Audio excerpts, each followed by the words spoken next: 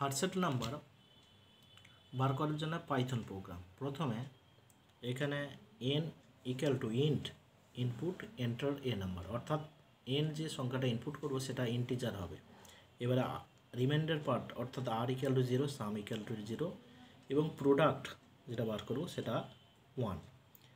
এবারে এই n যে নাম্বারটা পিতে স্টোর করা হলো, অর্থাৎ p ইকুয়াল টু কত n while n greater than 0, অর্থাৎ nটা হচ্ছে মান 0 থেকে বড় হলে তবে গিয়ে প্রোগ্রাম গ্রুপটা এক্সিকিউট হবে। এবারে রিমাইন্ডার পার্টটা বার করার জন্য r equal to n modulus 10, some equal to some plus r। এবারে n equal to n floor division 10, তাই তো। এবারে ইফ যে সংখ্যাটা ইনপুট করবো সেটা পিতে স্টোর করা হয়েছিল, সেই p modulus sum double equal to 0, তাহলে এটা হার্টসেট নাম্বার আর নিভেন নাম্বার।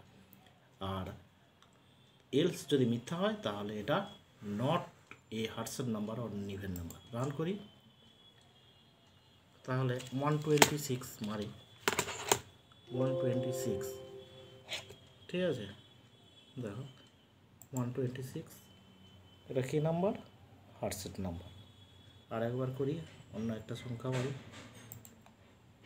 125 বা 545, এটা নট হয় হার্টসেট নাম্বার। দেখে নাও ভালো করে প্রোগ্রামটা।